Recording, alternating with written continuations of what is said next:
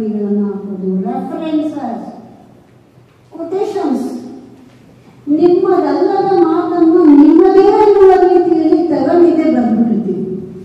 ನಮಗೆ ಕ್ಲೀನಾಗಿ ಗೊತ್ತಾಗ್ತಿರುತ್ತೆ ಎಲ್ಲಿದೆ, ಯಾವ ಪೇಜಲ್ಲಿದೆ ಅಂತ ಕೂಡ. ಯಾರ ಮಾತಿದು, ಯಾರ ಚಿಂತನೆ ಅಂತ ಯಾರಿಗೂ ಗೊತ್ತಾಗಲ್ಲ. ನಮ್ಮ ಕಾಲೇಜಲ್ಲಿ ಎದುರು ಮೂರೇ ಇತ್ತು ಅಂತೇಳಿ ಅದನ್ನೇ ತಗೊಂಡು ಫುಲ್ ಅಲ್ಲ ಬರೆದು ಕೊಟ್ಟಿರೋರಿದ್ದಾರೆ ಹುಡುಗರು. ಸಿಕ್ಕಾಕೊಳ್ತೀವಿ. ಎರಡನೇ ಇಂಪಾರ್ಟೆಂಟು ನೈತಿಕತೆ. ಟೆಕ್ನಿಕಾಲಿಟೀಸ್ ಹೇಳುವಾಗ ನೀವು ಯಾವುದೇ ವ್ಯಕ್ತಿಯಲ್ಲಿ ಪೂರ್ವ ಪಕ್ಷ ಅಂತ ಒಂದು ಬಿಲ್ಡಪ್ ಮಾಡಬೇಕು. ನೀವು ಬರವಣಿಗೆ ಶುರು ಮಾಡೋಕ್ಕೆ ಮುಂಚೆ ಅದೇ ವಿಷಯ ತಗೊಂಡು ಈಗ ಯಾರ್ಯಾರು ಚರ್ಚೆಗಳು ಮಾಡಿದಾರೋ ಅವರೆಲ್ಲ ಏನ್ ಹೇಳ್ತಾರೆ, ಅದಕ್ಕಿಂತ ಭಿನ್ನವಾಗಿ ನೀವೇನ್ ಹೇಳಕ್ ಹೊರಟಿದ್ದೀರಿ, ಅವ್ರ ತರ ನೀವು ಒಪ್ಪಲ್ಲ ಅನ್ನೋದಲ್ಲಿ ಯಾಕೆ ಒಪ್ಪಲ್ಲ, ಒಪ್ತೀರಿ ಅನ್ನೋದಲ್ಲಿ ಯಾಕೆ ಒಪ್ತೀರಿ, ಎರಡಕ್ಕೂ ನೀವು ಕಾರಣ ಕೊಡಬೇಕು. ಜೊತೆಗೆ ಅವರೆಲ್ಲರಿಗಿಂತ ಭಿನ್ನವಾದ ನಿಮ್ಮದೇ ಆದ ಚಿಂತನಾ ಪಕ್ಷವನ್ನು ಕಟ್ಟೋದಾದ್ರೆ ಪೂರ್ವ ಪಕ್ಷದ ಚಿಂತನೆಗಳನ್ನು ಸ್ಪಷ್ಟವಾಗಿ ಉಲ್ಲೇಖಿಸಬೇಕು. ಯಾವ ಪುಟದಲ್ಲಿದೆ, ಅದು ಯಾವ ಪುಸ್ತಕ, ಯಾರು ಬರೆದಿರೋದು, ಅದ್ರ ಪಕ್ಕಾ ನಿಮಗೆ ಅಡಿ ಟಿಪ್ಪಣಿಯಲ್ಲಿ ಅಥವಾ ಆ ಚಾಪ್ಟರ್ನ ಕೊನೆಯಲ್ಲಿ ಕೊಡಬೇಕು. ಸಾರಾಸಗಟಾಗಿ ಹಾಗೆ ಇದ್ದಕ್ಕಿದ್ದಾಗೆ ಪೇಜ್ ಗಟ್ಟಲೆ, ಪ್ಯಾರ ಗಟ್ಟಲೆ ಓಸಲ ತಗೊಂಬಂದು ಹಾಕೊಂಡ್ರೆ ಅದು ನಿಮ್ಮ ಚಿಂತನೆ ಆಗಲ್ಲ. Very important. ಇದನ್ನ ಅವ್ರ ಮಾತಲ್ಲೇ ಹೇಳಬೇಕು. ನನ್ನ ಮಾತಲ್ಲಿ ಹೇಳಕ್ಕಾಗಲ್ಲ ಅನ್ಸಿದ್ದನ್ನ ಅದನ್ನು ಕೋಟ್ ಮಾಡಿ ಯಾವ ಪುಟ, ಯಾವ ಪೇಜಲ್ಲಿದೆ, ಯಾವ ಪುಸ್ತಕ ಇತ್ಯಾದಿಗಳನ್ನು ಪಕ್ಕ ಅಡಿ ಟಿಪ್ಪಣಿ ಕೊಡಬೇಕು. ಇದು ತುಂಬಾ ಮುಖ್ಯವಾದ ನೈತಿಕತೆ. ಒಬ್ಬ ಸಂಶೋಧಕನಿಗೆ ಇರಬೇಕಾದದ್ದು ಇವತ್ತು ಕೃತಿ ಚೌರ್ಯದ ದೊಡ್ಡ ಒಂದು ಇಡೀ ಇಂಡಿಯನ್ ರಿಸರ್ಚ್ ಬಗೆಗೆ ಜಗತ್ತು ನಗೋದೆ ಯಾಕೆಂದ್ರೆ ಟೂ ಮಚ್ ಆಫ್ ಕೃತಿ ಚೌರ್ಯ. ಎಷ್ಟು ಕೃತಿ ಚೌರ್ಯ ಇದೆ ಅಂತಂದ್ರೆ ಪ್ರತಿ ಮಗುವು ಇಂಟರ್ನೆಟ್ ಅಲ್ಲಿ ಇರೋದನ್ನ ತಗೋ, ಯಾವುದೋ ಪುಸ್ತಕದಲ್ಲಿ ಇರೋದನ್ನ ತಗೋ, ಪ್ರಬಂಧ ಬರೆದು ಮಾರ್ಕ್ಸ್ ತಗೊಂಡ್ರೆ ಡಿಗ್ರಿವರೆಗೂ ಹೇಳ್ಕೊಟ್ಬಿಟ್ಟು ನಾವು ಪ್ರಾಜೆಕ್ಟ್ ಕೊಟ್ಟಿದ್ದಾರೆ ನಮಗೆ ಇಂಟರ್ನೆಟ್ ನೋಡ್ಕೊಂಡು ಬರ್ಕೊಂಡೆ ಅಂತಾರೆ ಅಮ್ಮ. ಇನ್ನೇನು ಬರೆಯಕ್ಕೆ ತಪ್ಪು ಕೊಟ್ಟಿದ್ದಾರೆ ಅಪ್ಪ ಅಂತಂದ್ರೆ ಎಲ್ಲ ಪುಸ್ತಕ ನೋಡ್ಬಿಟ್ಟು ಸ್ವಲ್ಪ ರೆಫರೆನ್ಸ್ ಮಾಡಿ ತಗೊಂಡವನು. ಅದೆಲ್ಲ ಓದಿದ್ಮೇಲೆ ನಿನಗೇನು ಅನಿಸುತ್ತೆ, ಬರೀ ಇದನ್ನ ನಾವು ಕಳಿಸ್ಕೊಡ್ತಾರೆ. So please technical points correct ಆಗಿ one side of the page ಬರಬೇಕು, ಡಬಲ್ ಸ್ಪೇಸಿಂಗ್ ಇರಬೇಕು, ಅದರಲ್ಲಿ 12 ಅಥವಾ 14 ಇರಬೇಕು, ಇಷ್ಟು ಇಂಚು ಆ ಕಡೆ ಬಿಟ್ಟಿರಬೇಕು, ಅಡಿ ಟಿಪ್ಪಣಿ ಇರಬೇಕು, ಅದು ರೆಫರೆನ್ಸ್ ಹಾಕೋದು ಹೇಗೆ ಎನ್ನುವುದನ್ನು ನೀವು ಕಂಪ್ಯೂಟರಲ್ಲಿ ಕಲ್ತ್ಕೋಬಹುದು. ಜೊತೆಗೆ ಕೊನೆ ಟಿಪ್ಪಣಿಗಳನ್ನ ಕೊಡೋದು ಹೇಗೆ, ಅನುಬಂಧಗಳಲ್ಲಿ ಏನೆಲ್ಲವನ್ನ ಕೊಡಬೇಕು. ಇತ್ತೀಚೆಗೆ ನನ್ನ ವಿದ್ಯಾರ್ಥಿಗಳ ಕಡೆಯಿಂದ ಮತ್ತು ನಾನು ವ್ಯಾಲ್ಯೂಯೇಷನ್ ಮಾಡ್ತಿರುವ ವಿದ್ಯಾರ್ಥಿಗಳಲ್ಲಿ ಅನುಬಂಧ ಒಂದು ವಿಶೇಷವಾದ ರೀತಿಯಲ್ಲಿ ಹೊಸ ತಂತ್ರಜ್ಞಾನವನ್ನು ಬಳಸ್ಕೊಳ್ತಾರೆ. ಇತ್ತೀಚಿನ ಹಂಪಿ ವಿಶ್ವವಿದ್ಯಾನಿಲಯದಲ್ಲಿ ಬಂದಂತಹ ಒಂದು ಥೀಸಿಸ್ ಅಲ್ಲಿ ಗಜಲ್ಗಳ ಬಗ್ಗೆ ಅಧ್ಯಯನ ಮಾಡಿರುವಂತಹ ಥೀಸಿಸ್ ಅದು. ಅದರಲ್ಲಿ ಈ ಅನುಬಂಧದಲ್ಲಿ ಕೆಲವೆಲ್ಲ ನಿಮಗೆ ಲಿಂಕ್ಸ್ಗಳನ್ನ ಲಿಂಕ್ ಮೀನ್ ಅವ್ರು ಯಾವ ಗಜಲ್ಗಳ ಬಗೆಗೆ, ಯಾವ ಒಂದು ಪರಂಪರೆಯ ಬಗೆಗೆ, ಅದರಲ್ಲಿ ಬಂದಿರತಕ್ಕಂತಹ ಪರಂಪರೆ ಮತ್ತು ಪ್ರಯೋಗಶೀಲತೆ ಬಗ್ಗೆ ಎಕ್ಸ್ಪ್ಲೈನ್ ಮಾಡ್ತಾರೋ ಅದನ್ನ ಎಕ್ಸ್ಪ್ಲೈನ್ ಮಾಡಿ ನಮ್ಗೇನೋ ಹೆಚ್ಚು ಕುತೂಹಲ ಇದ್ರೆ ವ್ಯಾಲ್ಯೂಯೇಷನ್ ಮಾಡೋರಿಗೆ ಲಿಂಕ್ ಮೀ ಅವ್ರು ಕೊಟ್ಟಿರುವಂತಹ ಗೂಗಲ್ ಇದ್ರೊಳಗೆ ಅದನ್ನು ಹಾಡಿರುವ ರೀತಿ, ಕ್ರಮ ಇತ್ಯಾದಿಗಳದ್ದು ಲಿಂಕ್ಗಳನ್ನು ಕೊಡ್ತಾರೆ.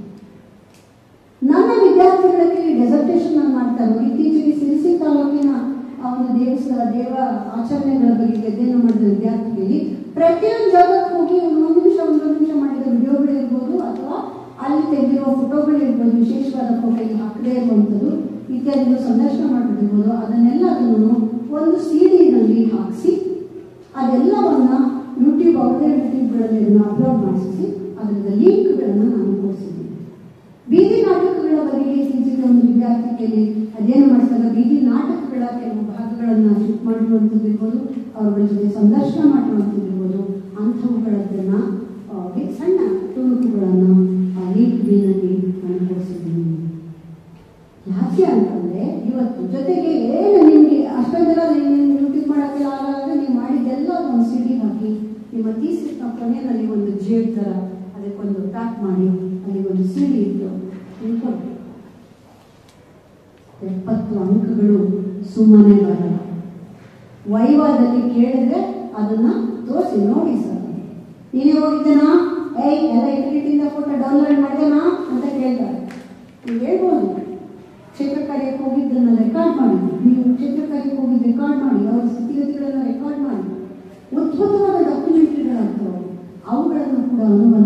ಜಾಯಿನ್ ಮಾಡಿ. ನೀವು ಬಂಗಾರಪೇಟೆಯಲ್ಲಿ ಸಂಬಂಧಪಟ್ಟ ಐತಿಹ್ಯಗಳನ್ನ ಹೇಳುವಾಗ ವಸ್ತು ಆಕಾರಗಳು ಹುಡುಕ್ತೀವಿ, ಕೆರೆಗಳು ಹುಡುಕ್ತೀವಿ, ಒಂದು ಮ್ಯಾಪ್ ಕೊಡಿ, ಬಂಗಾರಪೇಟೆ ಮ್ಯಾಪ್ ಕೊಡಿ.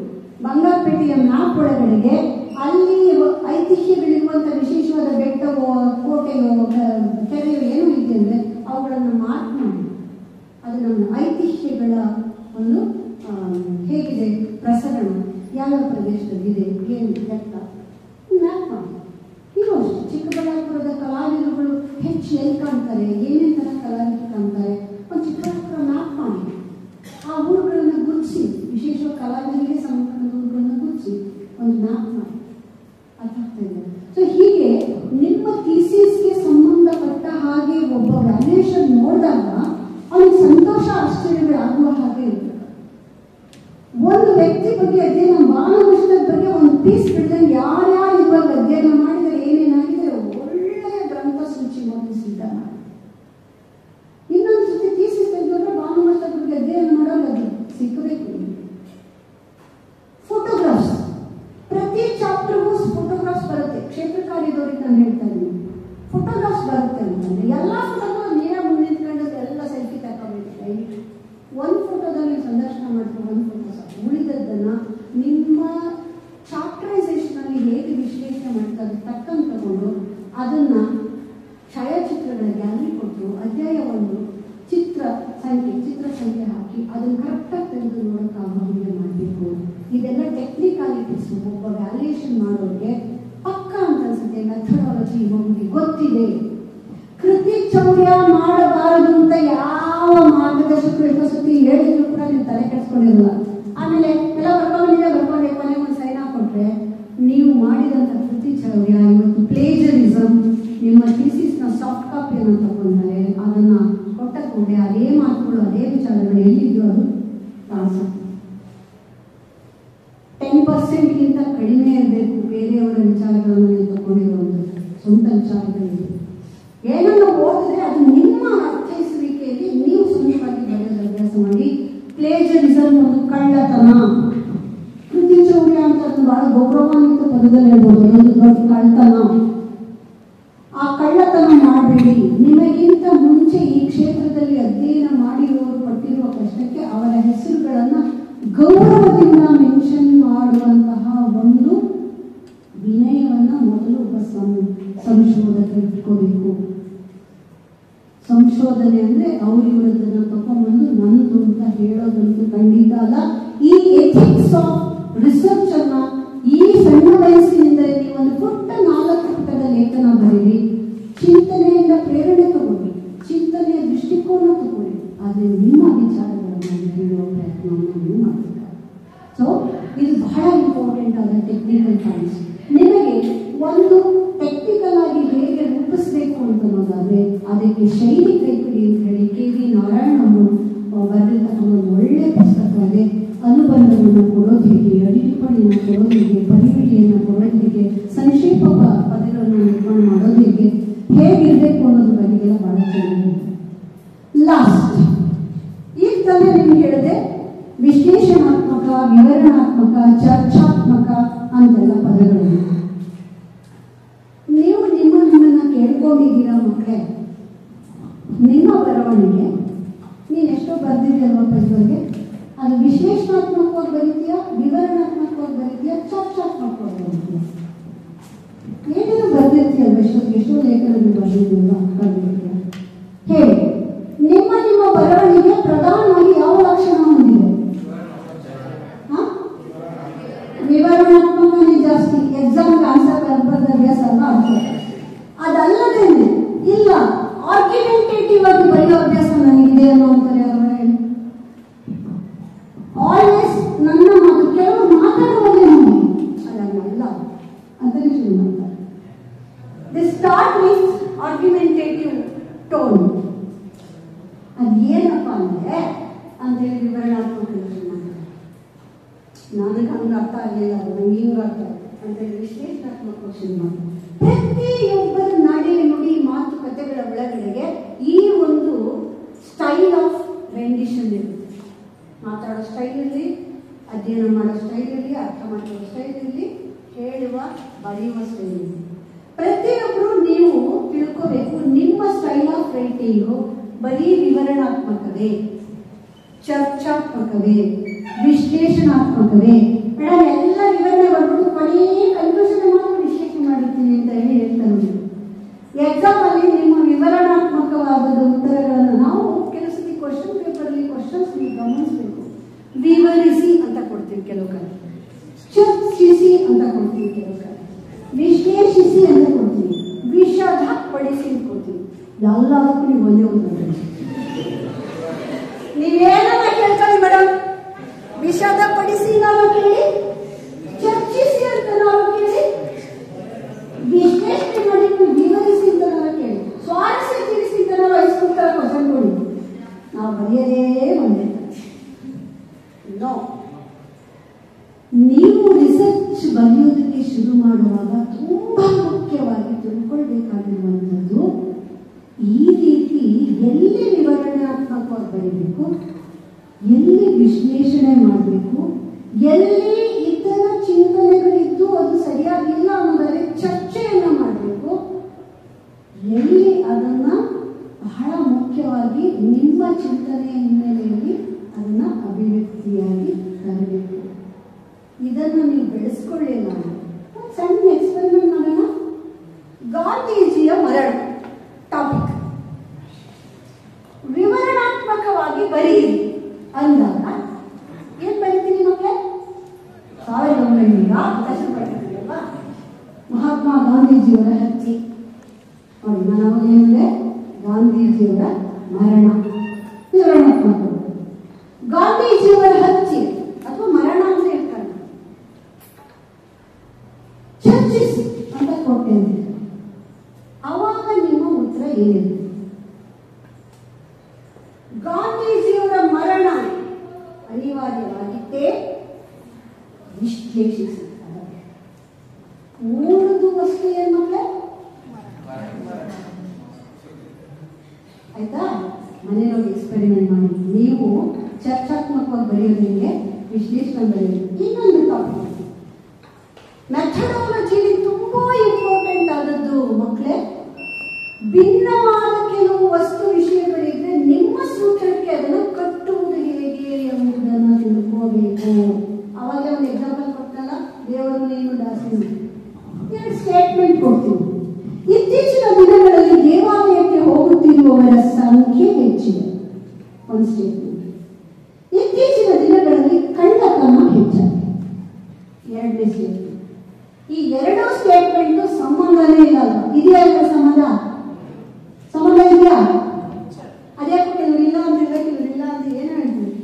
ಈಗ ನನಗೆ ಈ ಎರಡು ಸ್ಟೇಟ್ಮೆಂಟ್ಗಳನ್ನ ತರ್ಕಬದ್ಧವಾಗಿ ಜಾಯಿಂಟ್ ಮಾಡಬೇಕು. ಅದೇ ಸಂಶೋಧಕ ಮಾಡಬೇಕಾಗುತ್ತೆ. ಯಾವುದು ಭಿನ್ನ ಎಂದು ಕಾಣಿಸುವಂತಹ ಒಂದು ಸಂಕಲನ, ಒಂದು ವಿಚಾರ ಆಗಿರುತ್ತೋ ಅದನ್ನು ಸಂಶೋಧಕ ಹೇಗೆ ಏಕಸೂತ್ರದಲ್ಲಿ ಅದನ್ನು ವಿವರಿಸಿ. ಇತ್ತೀಚಿನ ದಿನಗಳಲ್ಲಿ ದೇವಾಲಯಕ್ಕೆ ಹೋಗುತ್ತಿರುವ ಸಂಖ್ಯೆ ಹೆಚ್ಚಾಗಿದೆ. ಇತ್ತೀಚಿನ ದಿನಗಳಲ್ಲಿ ಕಳ್ಳತನ. ಇವೆರಡಕ್ಕೂ ಏನಾದ್ರೂ ಏಕಸೂತ್ರ ಇದೆ ಅಂತ ನೀವು ಗಮನಿಸಿದ್ಯಾ? ಎಸ್, ಮಾತಾಡೋದು. ಮೇಡಮ್, ಈಗ ನಮ್ಮ ದೇಶದಲ್ಲಿ ಭ್ರಷ್ಟಾಚಾರ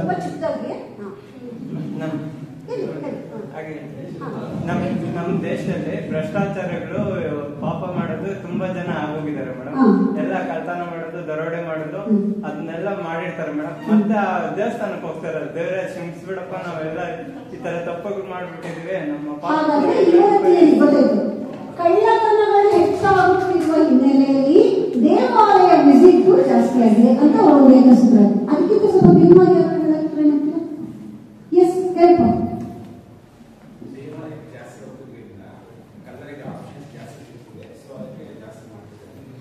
ದೇವಾಲಯಕ್ಕೆ ಹೋಗೋದು ಜಾಸ್ತಿ ಇದ್ರೆ ಏನ್ ಮಾಡ್ತಾರೆ? ದೇವಾಲಯಕ್ಕೆ ಹೋದವರೆಲ್ಲರೂ ಎಲ್ಲ ನಿನ್ನನ್ನು ಸುಮ್ಮನೆ ಮಮ್ಮಲ ಹೋದ್ರೆ ಯಾರು ಕಳ್ತಾನೆ ಕೇಳ್ತಿಲ್ಲ.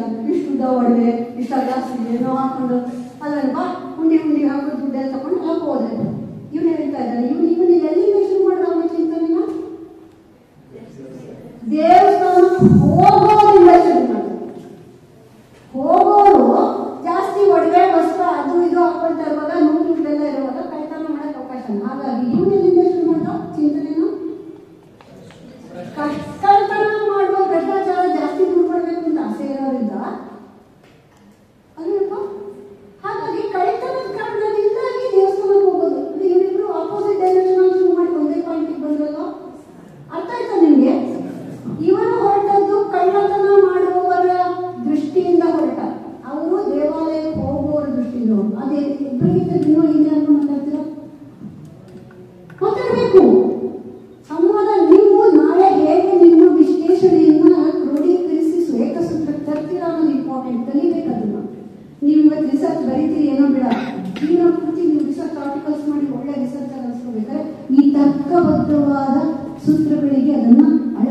ಕಲಿಬೇಕು. ಇನ್ಯಾರು ನೋಡಿ ಏನು ಅನ್ಸಲ್ಲ ಹೇಳಿ, ಯಾರು ಶುಗರ್ ಹಾಕಲ್ಲ, ತಪ್ಪೇನಿಲ್ಲ. ಓಕೆ, ಬಹಳ ಮುಖ್ಯವಾಗಿ ಇದೆಲ್ಲದಕ್ಕೂ ಒಂದೇ ಆಸೆ, ಬೇಗ ಸುಖವಾಗಿರ್ಬೇಕು ಅಂತ ನಾನು ಹೇಳ್ತೀನಿ. ಕಡಿತನ ಮಾಡುವವನ ಮನಸ್ಸಿನಲ್ಲಿರೋದು ಅವನು ಒಂಚೂರು ಸುಖವಾಗಿ ಇರಬೇಕು. ಅಲ್ವೇನಪ್ಪ? ಕಳ್ತನ ಮಾಡಲು ಸರಿ ಸುಖವಾಗಿರ್ಬೇಕು, ಬೇಕಾದೆಲ್ಲ ಬೇಕು. ದೇವಸ್ಥಾನಕ್ಕೆ ಹೋಗೋರು ಮನಸ್ಸಲ್ಲಿರೋದು ಅಷ್ಟೇನೆ, ಒಳ್ಳೇದು ಮಾಡಪ್ಪ, ಸುಖವಾಗಿರಪ್ಪ, ಮನೆ ಕಟ್ಟಕ್ಕೆ ಅವಕಾಶ ಮಾಡಿಕೊಡು, ಸೊ ಎರಡರ ಮೂಲ ಇರೋದು ಮನುಷ್ಯನ ಸುಖಾಪೇಕ್ಷೆಯಲ್ಲಿ ಅಂತ ನಾನು ಅನಿಸುತ್ತೆ. ಒಪ್ಕೋತೀರಾ ಅಲ್ವಾ? ಒಪ್ಕೊಳ್ಳೋಣ ಅನ್ನೋದು ಆರ್ಗ್ಯುಮೆಂಟ್ ಮಾಡ್ಬೇಕು, ಇವಾಗ ತರ್ಕಬದ್ಧವಾಗಿ ಹಂಗಲ್ಲ ಅಂತ ಎನಿಬಡಿ ಹಾಗಲ್ಲ ಮೇಡಮ್ ಅಂತ ಹೇಳಿ. ಇನ್ನೊಂದು ಟಾಪಿಕ್, ನೀವು ಹೀಗೆ ಯೋಚಿಸುವುದನ್ನು ಕಲೀರಿ, ಆಲೋಚನೆ ಮಾಡಿ ಹೀಗೆ ವಿಚಿತ್ರವಾದ ವಿಶಿಷ್ಟವಾದ ಭಿನ್ನವೆನಿಸುವ ಅವೆಲ್ಲವೂ ಒಂದಿದೆ. ನಾನು ಏಕಸೂತ್ರತೆ ಇದೆಯಲ್ವಾ? ಇತ್ತೀಚಿನ ದಿನಗಳ ಹಿಮಾಲಯದ ಪ್ರವಾಸಕ್ಕೆ ಹೋದಂತಹ 50 ಜನರ ಸಾವಿಗೆ ಒಳಗಾಗಿದ್ದಾರೆ ಅಂತ ಒಂದು ಟಿವಿ ಸ್ಟೇಟ್ಮೆಂಟ್ ಬರ್ತಾ ಇದೆ. ಏನ್ ಬರ್ತಿದೆ? ಹಿಮಾಲಯದ ಇದಕ್ಕೆ ಪ್ರವಾಸಕ್ಕೆ ಹೋದವರು 50 ಜನಗಳು ಸತ್ತಿದ್ದಾರೆ ಅಂತ ಬರ್ತಾ ಇದೆ. ಚಳಿಗಾಲ ಅಲ್ವಲ್ಪ, ಹಿಮಾಚಲ ಪ್ರದೇಶದಿಂದ ಹೋಗಿದ್ದಂಥವರು ಸಾವಿಗೀಡಾಗಿದ್ದಾರೆ, ಒಂದು ನ್ಯೂಸ್ ಬಂದಿದೆ. ಈಗ ನಾನು ಪತ್ರಕರ್ತ, ನೀವೊಬ್ರು ಸಿಟ್ಟಿಂಗ್ ಹೇಳಿದ್ರೆ ಅವರೊಬ್ರು ಆಪೋಸಿಟ್ ಹೇಳಿದ್ವಿ. ನಾನು ಹೇಳ್ತೀನಿ, ಸರ್ ಹಿಮಾಚಲ ಪ್ರದೇಶದ ಆಡಳಿತದ ಚುಕ್ಕಾಣಿ ಹಿಡಿದಿರೋರು ನೀವು ಏನ್ ಹೇಳ್ತೀರಾ ಸರ್? 50 ಜನ ಸತ್ತೋಗಿದಾರಲ್ಲ, ಏನ್ ಹೇಳ್ತೀರಾ? ಹೇಳ್ಬೇಕು, ಪ್ರತಿಯೊಬ್ಬರಿಗೂ ಕೇಳ್ಬೋದು, ಮಾತಾಡ್ಬೇಕು ಅಂತ ಹೇಳಿದ್ದೀನಿ ನಾನು ನಿಮಗೆ. ನೀವು ಸಿಟ್ಟಿಂಗ್ ಏನ್ ಹೇಳಿಲ್ಲ ಸರ್? ಹೇಳಿ ಮತ್ತೆ. ಅಂದ್ರೆ ಪ್ರಮಾದ ಆಗಿ ಗೊತ್ತು ಸರ್, ಅದಕ್ಕೆ ತೋರಿಸ್ತಾ ಇದ್ದೀನಿ ನನಗೆ. ಅಲ್ಲ, ನೀವು ಸಿಟ್ಟಿಂಗ್ ಏನಲ್ಲಿ ಅವರು ಹಿಮಾಚಲ ಪ್ರದೇಶದ ಸಂಬಂಧಿಕರಾದಂಥ ಎಲ್ಲ ಪ್ರೇಕ್ಷಣೀಯ ಸ್ಥಳಗಳಿಂದ ಉತ್ತರಿ ನೋಡಬೇಕಾಗಿರುವಂಥದ್ದಲ್ವಾ? ಇದಕ್ಕೆ ಯಾರು ಹೊಣೆ, ಏನು ಕಾರಣ ಹೇಳಿ? ಅಲ್ಲೇ ಪಕ್ಕ ವಿರೋಧ ಪಕ್ಷ ಯಾರು ಮಾತಾಡ್ತೀರಾ? ಅವರೇ ಮಾತಾಡ್ತಿರ್ತಿಲ್ಲ, ಯಾರು ಆಡಳಿತ ಪಕ್ಷದವರು.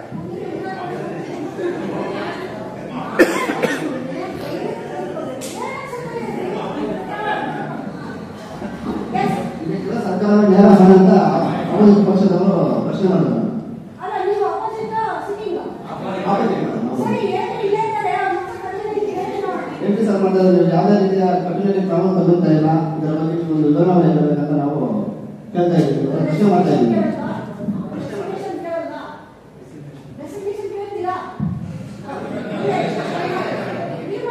ಈಗ ಪ್ರವಾಸಿಗರು ಅಂದ್ರೆ ಅದಕ್ಕೆ ಅವರು ಹೊಣೆ ಆಗ್ತಾರೆ.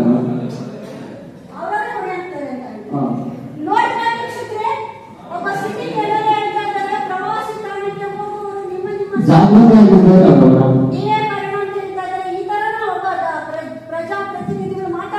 ಎಲ್ಲದಕ್ಕೂ ಸರ್ಕಾರನೇ ಹೊಣೆ ಆಗಿದ್ದಾರೆ.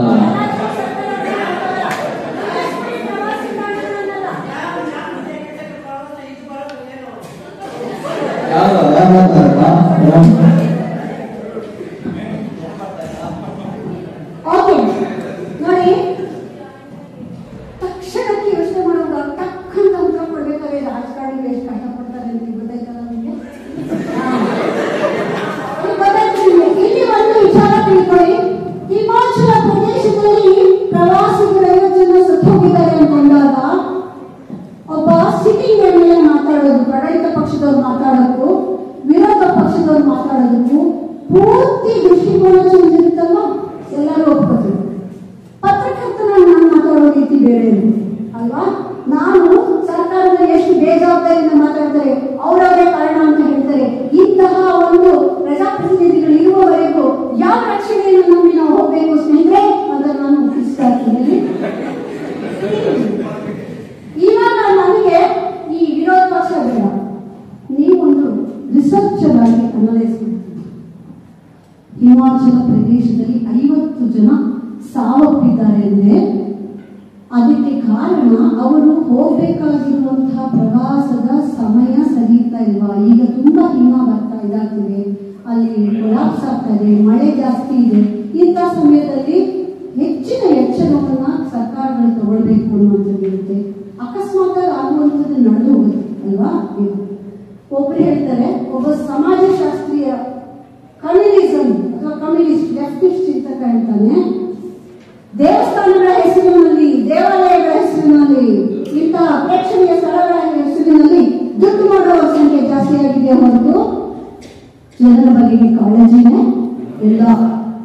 ಈ ರೀತಿ ಯಾವುದೇ ಒಂದು ಸಂದರ್ಭದಲ್ಲಿ ಹಣವನ್ನು ಮಾಡುವುದಕ್ಕೆ ಅಲ್ಲಿ ಬಂಡವಾಳಶಾಹಿಗಳು ಇದನ್ನ ಕಟ್ತಾರೆ, ಅದನ್ನ ಕಟ್ತಾರೆ, ಸೇತುವೆ ಕಟ್ತಾರೆ, ಅದರಲ್ಲಿ ತಡ್ಕೊಳ್ಳೋ ಶಕ್ತಿ ಇರುತ್ತಾ ನೋಡೋದಿಲ್ಲ. ಎಷ್ಟು ಜನ ಕೂಸ್ಕೊಂಡು ಹೋಗ್ಬೇಕು ಅಷ್ಟು ಜನ ತೆಪ್ಪ ಹೋಗಲ್ಲ, ಅವನು ದುಡ್ಡಿನ ಇದು ಮಾಡ್ತಾನೆ. ಹೀಗಾಗಿ ಅಂತ ಲೆಫ್ಟಿಸ್ಟ್ಗಳು ಬಡವರ ಸಾಮಾನ್ಯರ ಪರವಾಗಿ ಮಾತಾಡ್ತಾ ಹೋದ್ರೆ, ಇನ್ನು ಕೇಂದ್ರ ಸರ್ಕಾರ ಅಥವಾ ರಾಜ್ಯ ಸರ್ಕಾರ ಪರವಾಗಿ ಮಾತಾಡೋದು, ವಿರೋಧವಾಗಿ ಮಾತಾಡೋದು.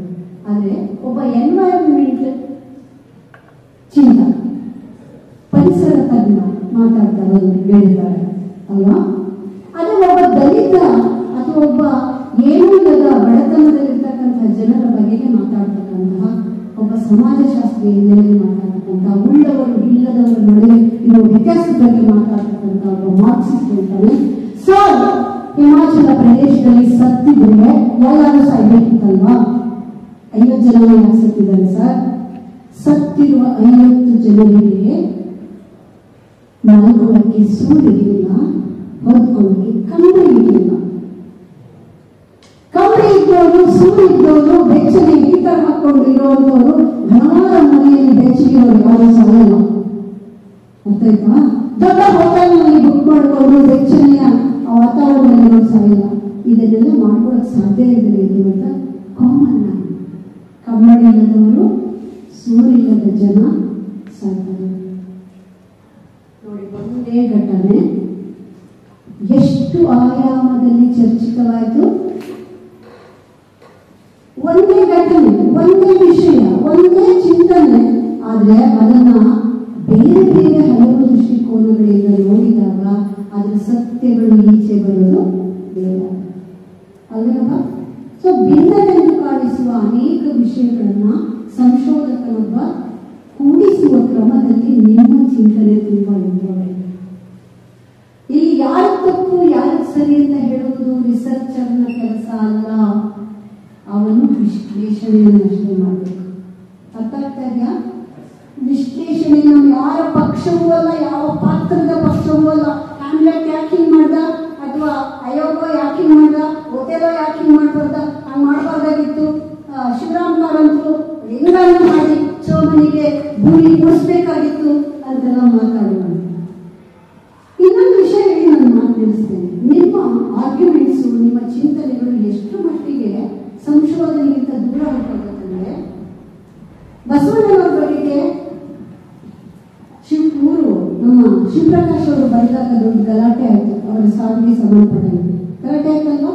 ಧರ್ಮ ರಾಜಕಾರಣವನ್ನು ಕುರಿತು ಟಿ.ವಿ. ನಾರಾಯಣ ಅವರು ಬರೆದಾಗ ಪುಸ್ತಕ ಬ್ಯಾನ್ ಆಯ್ತು, ಹೌದಾ? ಹಾಗೆಯೇ ಬೇರೆ ಬೇರೆ ವಿಷಯಗಳನ್ನು ಕುರಿತು ಬರೆದ ಸಂದರ್ಭದಲ್ಲಿ ಪುಸ್ತಕಗಳು ಬ್ಯಾನ್ ಆಗುತ್ತೆ, ಹೌದಾ? ಅವಾಗೆಲ್ಲ ನಾವು ಪುಸ್ತಕದಲ್ಲಿ ಬರೆದಿರುವ ಪಾತ್ರ ಚಿತ್ರಣ ಇತ್ಯಾದಿಗಳಿಗಾಗಿ ಯಾರನ್ನು ಹೊಣೆ ಮಾಡ್ತೀವಿ? ಭಾಗವನ್ನು ಹೊಣೆ ಮಾಡಿ ಮಾತಾಡ್ತೀವಿ. ಸರಿಯಾಗಿ ಬರ್ದಿಲ್ಲ, ತಪ್ಪಾಗಿ ಬರ್ದಿದೆ, ಈ ರೀತಿ ಬರಿಬಾರ್ದಿತ್ತು, ಆ ರೀತಿ ಬರಿಬಾರ್ದಿತ್ತು ಅಲ್ವಾ. ರಾಮಾಯಣ ಮಹಾಭಾರತ ಕಥೆ ತಗೊಂಡು ಬೇರೆ ಬೇರೆ ತರ ಬರೆದ್ರೆ ಅದರಲ್ಲಿ ರಾಮನ ನೋಡಿ, ರಾಮನ ಪಾತ್ರ ಹೀಗಿದೆ, ಸೀತೆ ಹೀಗಿದ್ದಾಳೆ ಅಂತ, ಅಥವಾ ಕೃಷ್ಣನ ಪಾತ್ರ ಹೀಗಿದೆ ಅಂತ ಅಲ್ಲಿ ಪಾತ್ರ ಇದೆ. ಅಲ್ಲಿ ನಾವು ಯಾರನ್ನ ಪ್ರಶ್ನಿಸ್ಬೇಕು? ಬರ್ದವ್ರನ್ನ.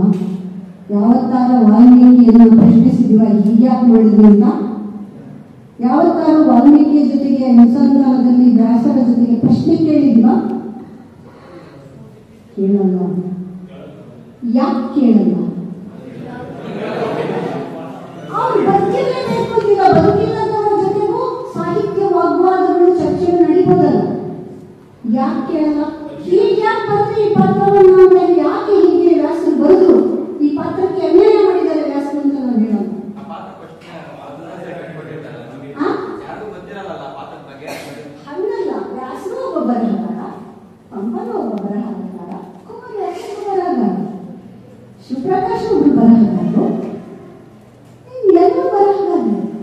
ನೋಡಿ ನಾವು ಏನ್ ಮಾಡ್ತಾ ಇದೀವಿ ಅಂದ್ರೆ, ನಾವು ರಾಮ ಹೀಗ್ ಮಾಡಬಾರ್ದಿತ್ತು, ಕೃಷ್ಣ ಹೀಗ್ ಮಾಡಬಾರ್ದಿತ್ತು, ಸಾವಿತ್ರಿ ಹೀಗ್ ಮಾಡಬಾರ್ದಿತ್ತು, ಶಕುಂತಲೆ ಹಾಗೆ ಮಾಡಬಾರ್ದಿತ್ತು ಅಂತ ಹೇಳಕ್ಕಲ್ಲ. ಅದು ಕತೆ. ಅದನ್ನ ರಚನೆ ಮಾಡಿಕೊಟ್ಟ ಭಿನ್ನ ಭಿನ್ನ ಕಾಲಘಟ್ಟದ ಒತ್ತಡಗಳ ಹಿನ್ನೆಲೆಯಲ್ಲಿ ಕವಿಗಳು 15ನೇ ಶತಮಾನದಲ್ಲೋ 10ನೇ ಶತಮಾನದಲ್ಲೋ ಒಂದೇ ಕ್ರಿಸ್ತ ಪೂರ್ವದಲ್ಲೋ ಎಲ್ಲ ಯಾರೋ ಬಂದಿದ್ರೆ ಅದನ್ನು ಇವತ್ತು ಹಂಗ್ ಮಾಡಬಾರ್ದಿತ್ತು. ಶ್ರೀರಂಗರು ಚೋಮನಿಗೆ ಭೂಮಿ ಕೊಡಿಸದೇ ಇರೋದಕ್ಕೆ ಕಾರಣ ಅವ್ರು ಬೇಜಾತಿಯವರಾಗಿರೋದಕ್ಕೆ ಕಾರಣ ಅಂತ ಬರ್ದಿದ್ದಾರೆ.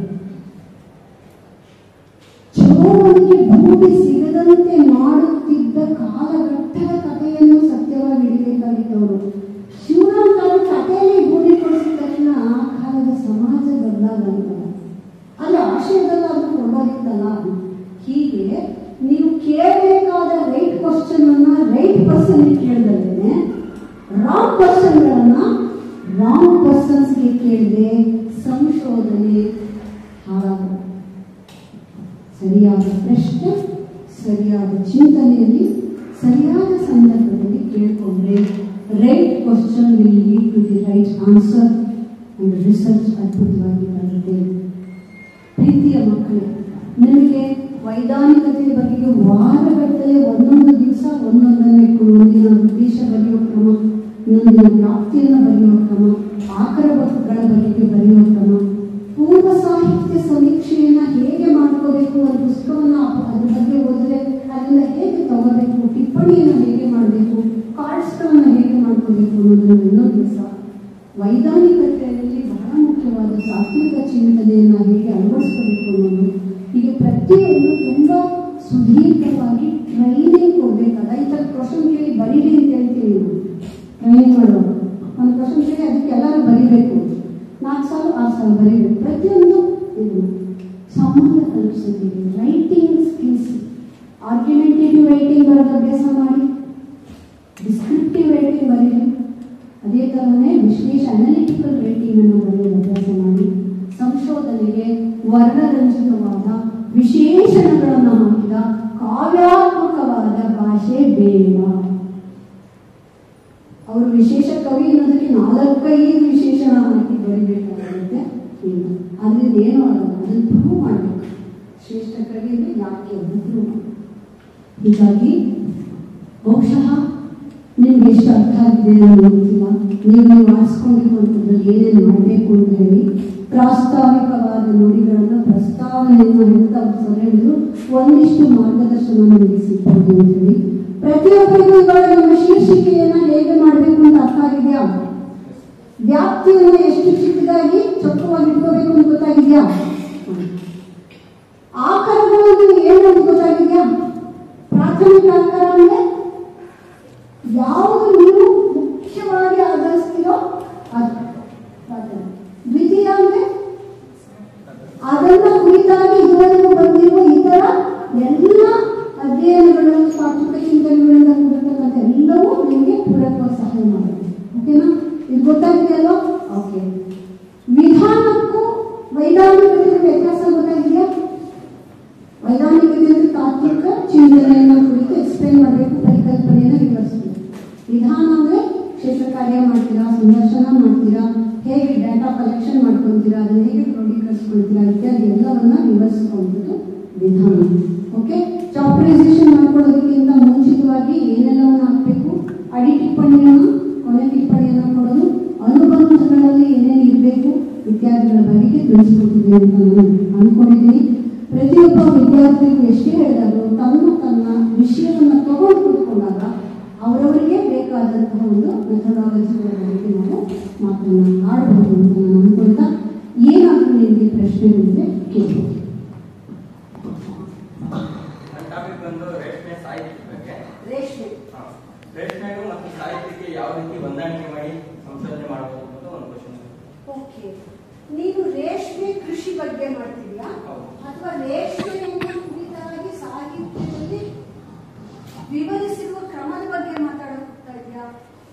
ನಿಮ್ದು ಸಿರಿಕಲ್ಚರ್ ಬಗ್ಗೆನೇ ಮಾತಾಡ್ತಾ ಇರುವಂತಲ್ಲ, ಅಥವಾ ಕನ್ನಡ ಸಾಹಿತ್ಯದಲ್ಲಿ ರೇಷ್ಮೆಯ ಕುರಿತಾದಂತಹ ಚಿಂತನೆಗಳು? ಕನ್ನಡ ಸಾಹಿತ್ಯದಲ್ಲಿ ರೇಷ್ಮೆ ಕುರಿತಾದ. ಓಕೆ. ರೇಷ್ಮೆಯನ್ನು ಕನ್ನಡ ಸಾಹಿತ್ಯಕ್ಕೂ ಸೇರಿಸಬೇಕು ಅಂತ ಯಾಕೆ ಅನಿಸ್ತು? ಫಸ್ಟ್ ಎಲ್ಲಿ ಓದಿದ್ಯಾ ರೇಷ್ಮೆ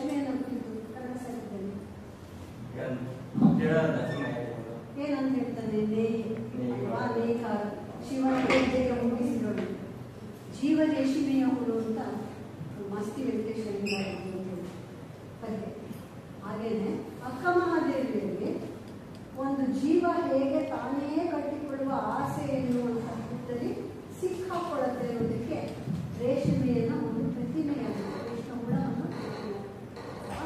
ನೀನು ತಗೊಳ್ತಾ ಇರುವ ರೇಷ್ಮೆ ಇವಾಗ ನಿಮ್ಮ ವಸ್ತಿಯಲ್ಲ ಅವರ ಕಥೆಯ ಒಳಗಡೆಗೆ ರೇಷ್ಮೆ ಸಿಲ್ಕ್ ರೇಷ್ಮೆ ಪಥದ ಬಗ್ಗೆ ನೋಡ್ಬೋದಿದೆಯಾ? ನಮ್ಮ ಇಡೀ ಭಾರತಕ್ಕೆ, ಚೈನಾ ಮತ್ತು ಭಾರತಕ್ಕೆ ಬಹಳ ಪ್ರಾಚೀನ ಕಾಲದಿಂದ ಒಂದು ಸಿಲ್ಕ್ ರೂಟ್ ಅಂತ